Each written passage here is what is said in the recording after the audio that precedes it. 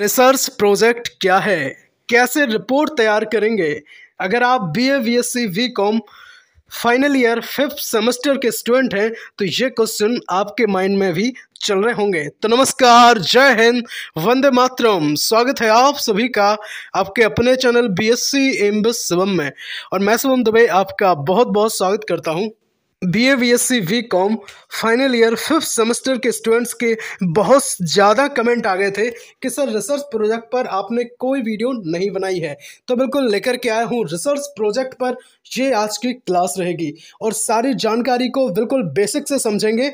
कोई part 2 video आपको देखने की बिल्कुल भी आवश्यकता नहीं रहेगी। तो बिल्कुल कान खोल के सुन लो, क्योंकि ये पार्ट है आपके मार्क्स का, यानी कि मार्कशीट में आपके इसके नंबर जुड़ेंगे। जी हाँ, बिल्कुल रिपोर्ट कैसे बनाएंगे, क्या होगा, सब कुछ बता देंगे। बस समझ लो, है ना, फोकस के साथ समझ लो, एक बार कंसंट्रेशन बना लो मेरे भाई। ठीक है, चलो बात सुनो मुद्दे की। BA BSc BCom 5th semester final year के जो स्टूडेंट हैं उनमें माइनर दो टाइप से हैं। कौन कौन? एक तो माइनर में है, ये 3 रहेंगे, रिसर्च प्रोजेक्ट, इंडस्ट्रियल ट्रेनिंग और सर्वे।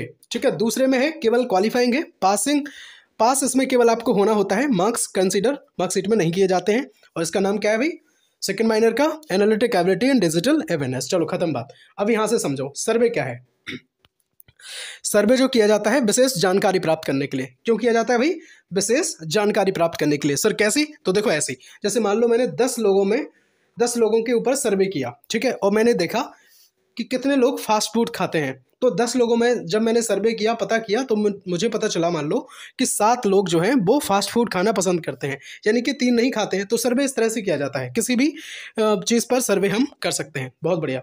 चलिए, इंडस्ट्रियल ट्रेनिंग की अगर मैं बात करूं तो ये होती है भाई जो आपका व्यापार से संबंधित ट्रेनिंग होती है, इस वजह से इसका नाम है इंडस्ट्रियल ट्रेनिंग। ठीक, चलो तीसरे की बात करेंगे, रिसर्च प्रोजेक्ट। समझो इस बात को, आगे देखते रहे, हम आपको बताएंगे क्या है भाई रिसर्च प्रोजेक्ट।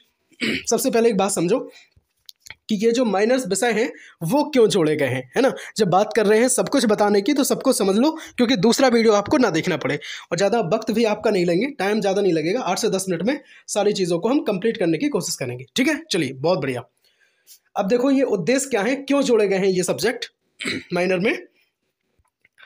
इसका उद्देश्य है, एम है इसके, पहला है कम्युनिकेशन स्किल डेवलप करना। आपकी जो बोलने की क्षमता है ना, बात करने की समझ है, उसको क्या करना है भाई? डेवलप करना है, विकसित करना है।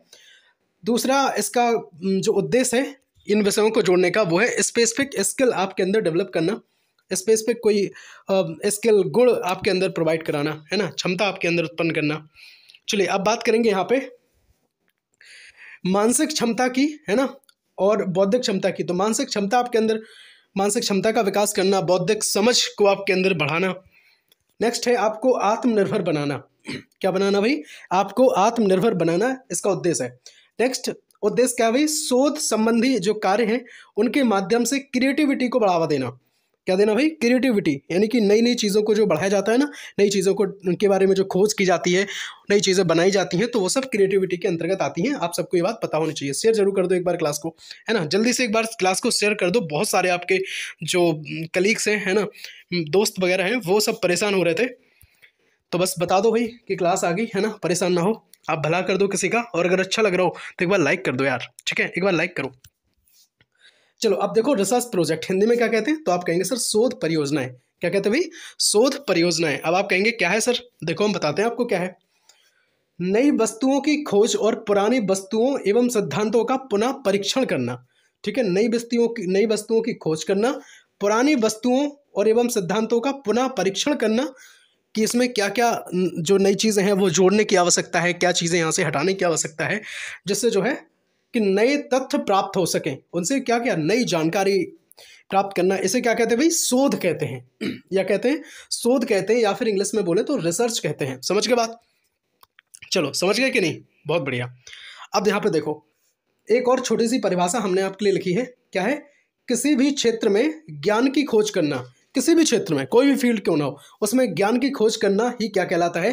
तो आप कहेंगे सर शोध कहलाता है। क्या कहलाता है सर? शोध कहलाता है, यानी कि रिसर्च कहलाती है। ठीक बात, बहुत बढ़िया। चलो अब रिसर्च या फिर हम बात करेंगे शोध, इनके जनक कौन थे?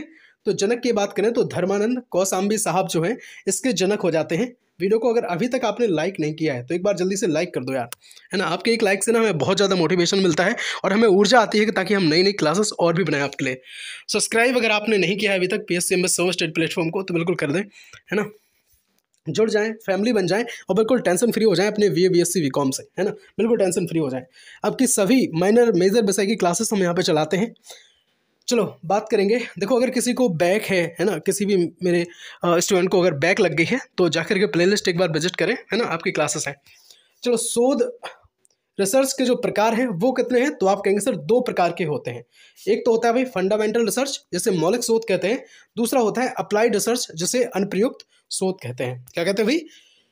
देखो मौलिक रिसर्च और इनमें ऐसा होता है जैसे कोई पहले से खोजी गई वस्तु है ना, उनके बारे में हम जानकारी प्राप्त करते हैं, तो वो चीज़ होती है। अप्लाइड रिसर्च ये है जैसे कुछ चीज़ हम नई नई चीज़ों की हम क्रिएटिविटी करते हैं या खोजने की कोशिश करते हैं, वो सारी चीज़ें इसमें आती हैं।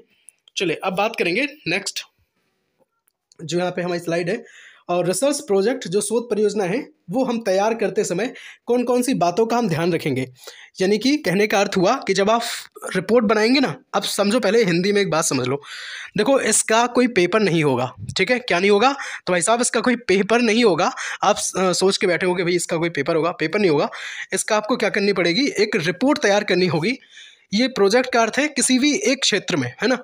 किसी भी एक क्षेत्र में आप अगर मान लो BA के स्टूडेंट हैं तो BA के स्टूडेंट आपका कोई भी एक सब्जेक्ट होगा, ठीक है, कोई भी सब्जेक्ट होगा। आप उस सब्जेक्ट पे आप क्या करेंगे, एक उसका एक टॉपिक उठाएंगे। जैसे मान लो BSc का कोई स्टूडेंट है, ठीक है। अगर BSc का कोई स्टूडेंट है और फिजिक्स का वो विद्यार्थी है और वो अगर करना चाहता है, जैसे मान लो उसने कर लिया कि उसे ट्रांसफार्मर पर करना है, ठीक है, या फिर मोटर पर, इंडक्शन मोटर पर करना है, वो किसी भी चीज़ पे कर सकता है ना। इसी तरह से अगर BA का कोई स्टूडेंट है तो अगर उसको टॉपिक चाहिए कि भाई अब हम क्या करेंगे, किस पर हम कर दें, तो भाई अगर हिंदी आपका है, हिंदी में अगर है आपका रिसर्च प्रोजेक्ट तो आप बनाएंगे भक्ति काल पे बना दो, है ना। भक्ति काल से संबंधित सारी चीज़ों को इकट्ठा करो, है ना, कुछ उसमें नई क्रिएटिविटी करो, है ना, समझाओ उसे। और अगर BCom का स्टूडेंट है तो ऐसे ही अपने में देख सकते हैं आप। और फिर भी अगर आप परेशान हो रहे हैं कि भाई हमें टॉपिक नहीं मिल रहे, तो आप फिर हमें कमेंट करना, हम आपको टॉपिक उपलब्ध कराएंगे। सेपरेटली कराएंगे, BA को अलग, BSc को अलग और BCom को अलग, ठीक है। सबको हम टॉपिक देंगे और आप हमें सब्जेक्ट जरूर कमेंट करेंगे, ठीक है। अगर आपको चाहिए तो आप सब्जेक्ट कमेंट करेंगे कि भाई इस सब्जेक्ट के हमें टॉपिक बता दो, है ना। हम BA वाले हैं, BSc वाले हैं, BCom वाले, तो हम आपको सब्जेक्ट देंगे पक्का, ठीक है। चलो बहुत बढ़िया। अब यहाँ से सबसे पहले एक बात समझो कि अगर हम रिपोर्ट अब बनाएंगे, अभी जो मैंने आपको बताया ना कि आपको रिपोर्ट तैयार करनी है, आप किसी भी एक क्षेत्र में रिपोर्ट तैयार करेंगे, एक फाइल बनाएंगे, तो वो फाइल जो है आप तैयार कैसे करेंगे उसके बारे में सबसे पहले आप बात समझ लो।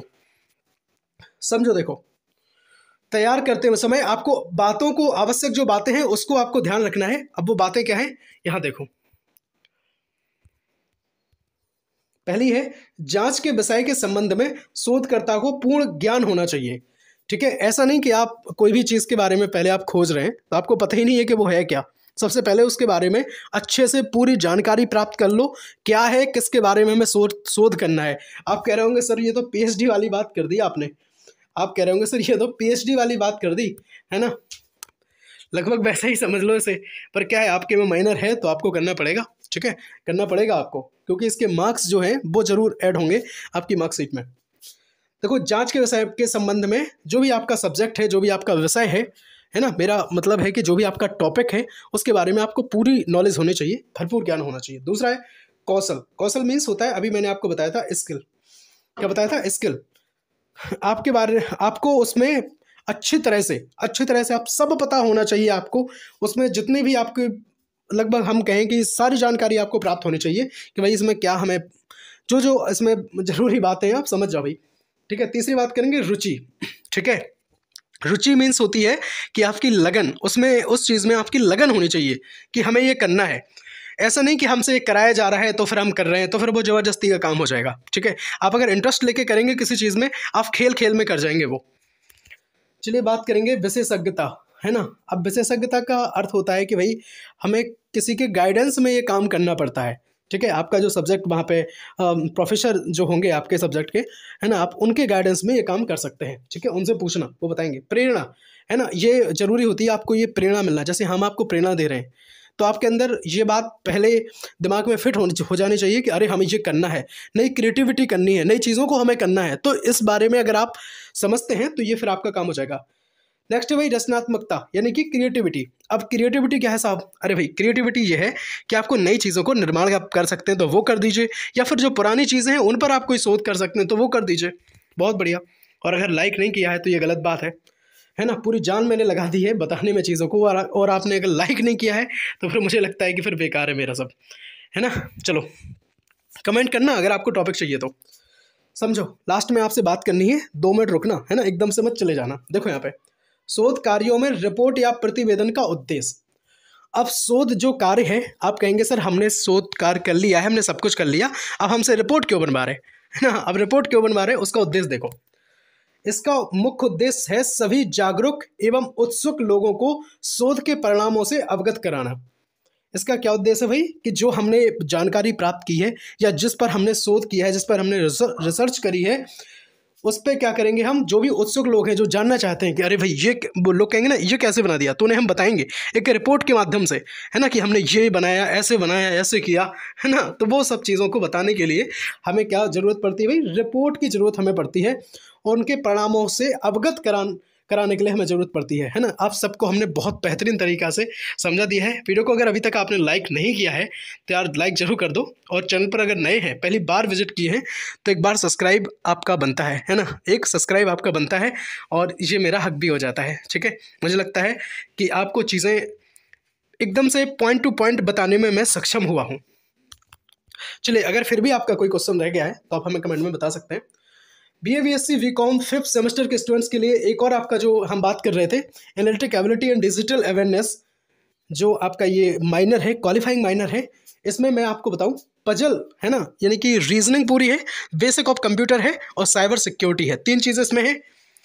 तो इसमें मैंने जो क्लासेस स्टार्ट करी हैं, तो 4 क्लासेस इसमें आ चुकी हैं। ठीक है, 3 आ गई हैं, ये क्लास नहीं आई है अभी, तो ये भी बहुत जल्द मिल जाएगी आपको। 1 से 2 घंटे में मैं क्लास उपलब्ध करा दूंगा। तो बाकी जब आप, हो सकता है कोई बच्चा इस वीडियो को बाद में देखेगा, तो प्लेलिस्ट आप विजिट कर लें, और प्लेलिस्ट में आपको सारी क्लासेस मिल जाएंगी। ठीक है, जितनी भी मैंने बनाई होंगी। कोशिश है कि आपके एग्जाम से पहले चीज़ों को कंप्लीट कर दिया जाए, और बिल्कुल सब्सक्राइब करके आप बिल्कुल टेंशन फ्री हो सकते हैं अपने BA-BSc से। चलिए, सबसे दमदार और मज़ेदार कंटेंट के लिए, है ना, आपका जो अपना परिवार है BSc एम शिवम, अभी तक ना आज तक किसी से 1 रुपया लिया है, और भगवान करे ना कभी किसी से लेना पड़े, है ना, कि भाई हम पैसे लेकर के पढ़ाएं, कभी ना पढ़ाएं, है ना। फ्री बिल्कुल शिक्षा हम आपको देते हैं। हर तबके का, गरीब से गरीब भाई बहन, है ना, मेरे छोटे जो भाई बहन हैं सब पढ़ते हैं, और सब परिवार हो गए हैं अपना। ठीक है, चलो अब बात करेंगे एनालॉजी, जो समरूपता है। ऐसी बहुत सारी क्लासेस, चाहे हम बात करें एनालॉजी समरूपता की, चाहे अल्फ़ाबेट टेस्ट की बात करें, या फिर इसके सिलेबस की बात करें। अगर आपको सिलेबस नहीं पता है तो वो भी हमने एक वीडियो बनाई थी, ज़रूर देख लें। देखो, अगर किसी स्टूडेंट की वैक है, मैथ्स में वैक है ना, मैक्सिमा, मिनिमा, लैग्रेंज, लाप्लास, सारी क्लासेस हमने आपको बनाई हैं। प्लेलिस्ट एक बार जरूर विजिट कर लें।